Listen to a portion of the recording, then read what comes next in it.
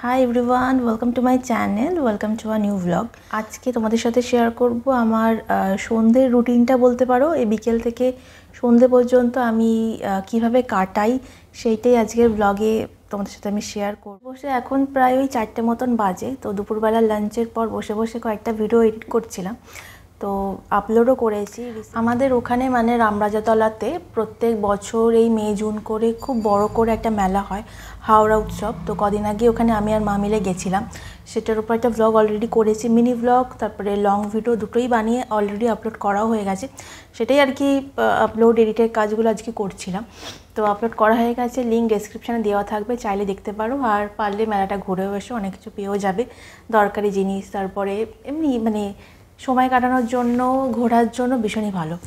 তো আজকে একটু আগে আমার নায়কা থেকে কয়েকটা পার্সেল এসছে। কী কী এসছে তোমাদেরকে দাঁড়াও দেখাই। ব্যালকানিতে একটু আসলাম, তোমাদেরকে দেখাবো নায়কা থেকে কী কী কিনেছি।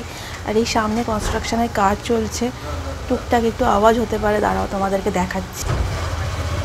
এই যে এইটা হচ্ছে আমার ব্যালকানি থেকে ভিউটা, ফাঁকাই ছিল। এই সামনে উল্টো দিকে এখন ফ্ল্যাট উঠবে।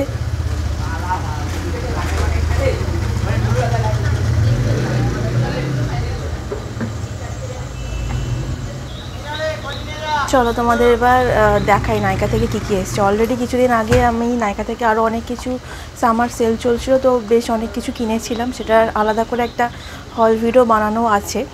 আরও কিছু প্রোডাক্টস এখানে আসার পর, মানে দেবজিতের বাড়িতে আসার পর আরও কিছু দরকার ছিল বলে আবার অর্ডার দিয়েছিলাম, সেগুলো আজকে দিয়ে গেল, দাঁড়াও দেখাচ্ছি। এই যে নায়কা থেকে যে পার্সেলগুলো আজকে এসছে, এই বক্স থেকে জিনিসগুলো বার করে আমি নিয়েছি, দেখাচ্ছি তোমাদেরকে। এটা হচ্ছে এম ক্যাফিনের একটা বডি স্ক্রাব, নতুন এটা বেরিয়েছে। আমি এর আগে আমার বাড়ির জন্য এই রেঞ্জেরই, মানে এই এম ক্যাফিনের এইটারই ওপরেই একটা বডি ওয়াশ বাড়িতে ইউজ করি। তো এটার রেজাল্ট আমি খুব ভালো বলেওছিলাম ভিডিওতে, ভীষণই ভালো। তো এখানকার বডি স্ক্রাবটা যেহেতু শেষ হয়ে গেছিলো, ভাবলাম এইটারই মানে এই রেঞ্জেরই বডি স্ক্রাবটা ইউজ করে দেখি কেমন কি হয়। ইউজও একটু করেছি, এমনি ভালো, টেক্সচারটা ভীষণই থিক। ওদেরকে একটু খুলে দেখাচ্ছি জাস্ট।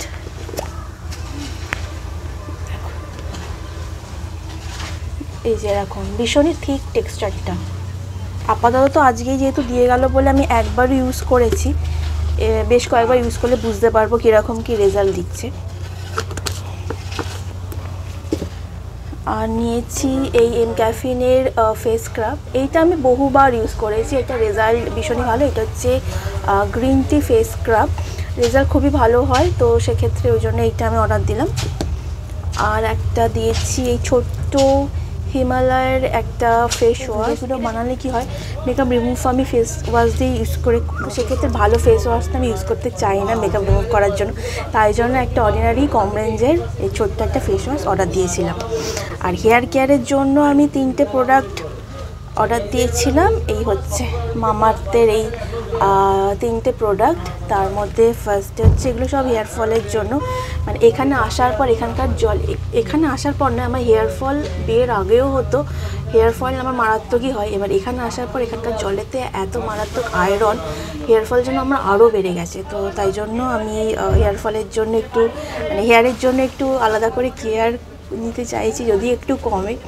তো এইটা হচ্ছে মামাআর্থের rosemary hair growth hair oil. এইটা আমি সেকেন্ড টাইম কিনছি, এর আগে একটা ফাইল আমি ইউজ করেছি, খারাপ ছিল না, ভালোই ছিল। হেয়ার ফল পুরো মারাত্মকভাবে কমেছে বলবো না, কিন্তু মানে একটু মানে আগের থেকে কমেছিল, তো রেজাল্ট মোটামুটি ভালোই পেয়েছিলাম, তাই জন্য আমি ভাবলাম সেকেন্ড টাইম এটা পারচেস করে দেখি। তো এই একটা হেয়ার অয়েল দিয়েছি। আর হচ্ছে এই রেঞ্জেরই অ্যান্টি হেয়ার ফল শ্যাম্পু, আর সাথে অ্যান্টি হেয়ার ফল কন্ডিশনার, এই দুটো ফার্স্ট টাইম এখন ইউজ করিনি, ইউজ করে দেখবো কেমন কি। যদি ভালো হয় ডেফিনেটলি তোমাদের সাথে আমি শেয়ার করব। তো দেখা যাক হেয়ার ফল কমে কিনা। তো হ্যাঁ, ব্যাস এইগুলোই ছিল আমার আজকের, যেগুলো নায়কা থেকে দিয়ে গেল তোমাদের সাথে শেয়ার করলাম। ভিডিও বানানোর জন্য আমি ব্যালকানিতে এসেছিলাম, কিন্তু মারাত্মক গরম, আমি পুরো ঘেমে যাচ্ছি। এইগুলোকে তাড়াতাড়ি করে এই এখানে সব আমি রেখে ভিডিও বানাচ্ছিলাম। এখন তাড়াতাড়ি করে ঘরে গিয়ে সেটা চালিয়ে বসবো, পুরো ঘেমে যাচ্ছে। মানে সময় এখন 5টা, আর এই টাইমটাতে আমি চা গ্রিন টি এসবই খাই, সবাই তাই খায়। তো অন্যদিন আমি গ্রিন টি খাই, কিন্তু আজকে ভীষণ চায়ের ক্রেভিং হচ্ছে, বেশ আদা দিয়ে কড়া করে চা খেতে ইচ্ছা করছে, ওইটাই গিয়ে বানাবো। আর এইদিকে পেছনে দেখতে পাচ্ছ আমার বিছানার অবস্থা পুরো অগোছালো হয়ে আছে। চাটা আগে খাই, তারপর বিছানাটা ঠিক করব। আর চলো তোমাদের সাথে আদা দিয়ে কী করে আমি চা বানাই সেটা তোমাদের সাথে একটু শেয়ার করি। চলো, কিচেনে চলে এসেছি, তোমাদের সাথে শেয়ার করবে এবার আমার স্পেশাল আদাওয়ালা চা। স্পেশাল বললাম কারণ এটা এই মশলা টি যেটা আমি আর কি বানাই, দেবজিৎ খেতে খুব পছন্দ করে।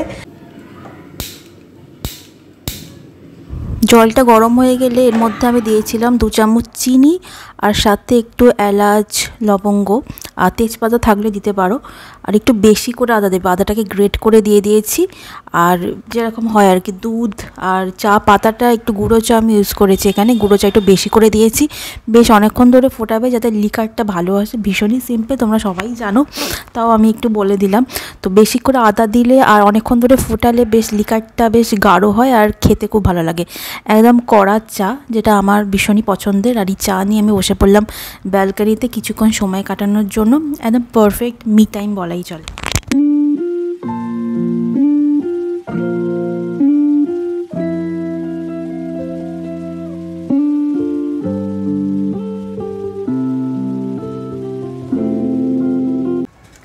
চা খেয়ে ভাবছিলাম একটা মেকআপ ভিডিও শ্যুট করি, তো ওটাই করছিলাম। ওই জন্য এই পেছনে দেখতেই পাচ্ছ ট্রাইপডটা রাখা আছে। আর তোমাদেরকে ওয়েদারটা দেখে, একটু আগেই কি মারাত্মক রোদ উঠেছিল, পুরো এত গরম করছিল, আর এখন কীরকম মেঘলা হয়ে গেছে ওয়েদারটা। মেঘ করে আছি, বৃষ্টি হবে হয়তো একটু পরেই, নাকি কে জানে। বৃষ্টিটা হলে একটু শান্তি পাবো, যা গরম পড়েছে বাবা। এখন গিয়ে একটুখানি করবো, রাতে ডিনারটা বানাবো।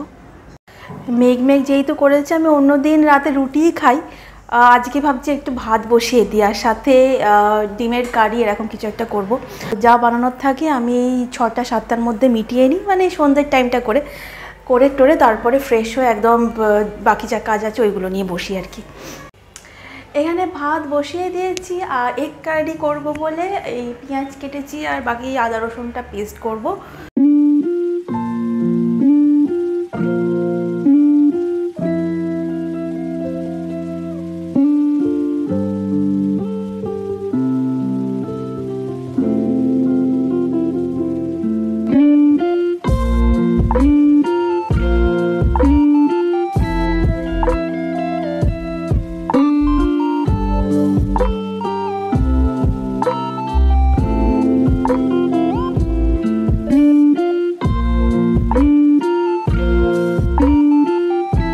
আমার অমলেট খেতে খুব ভালো লাগে, তাই এখানে অমলেটের কারিটা আজকে বানাচ্ছি। প্রথমে পেঁয়াজটাকে ভেজে নিয়েছিলাম, আর মিক্সিতে টমেটো, কাঁচা লঙ্কা, আদা, রসুন সব একসাথে পেস্ট করে নিয়েছিলাম। সব কিছু মশলা সাথে গুঁড়ো মশলা দিয়ে দিলাম। এখানে হলুদ, লঙ্কা, ধনে, জিরে, নুন, মিষ্টি, একটু ম্যাগি মশলাও ইউজ করেছি। সব দিয়ে ভালো করে একটু কষিয়ে তারপর একটু টক দইও দিয়ে দিয়েছি। দিলে খেতে ভালো লাগে, একটু টক টক টাইপের হয়। মানে একটা মানে টক দই দিলে একরকম টেস্ট হয়, তারপরে টমেটো সস দিলে একরকম টেস্ট হয়। সময় এখন প্রায় 8:30, তো রান্নাবান্না সেরে ফ্রেশ হলাম, আর একবার চা খেলাম, গ্রিন টি খেলাম আর কি। আর ব্যাস ভাবলাম ব্লগটা এবার এন্ড করার টাইম হয়ে গেছে। তোমাদেরকে বলেইছিলাম আজকে সন্ধ্যের রুটিনটা, মানে বিকেল থেকে সন্ধ্যে পর্যন্ত আমি কীভাবে কাটাই সেটাই আজকে তোমাদের সাথে শেয়ার করব। তো এই ছিল আমার আজকের ব্লগ।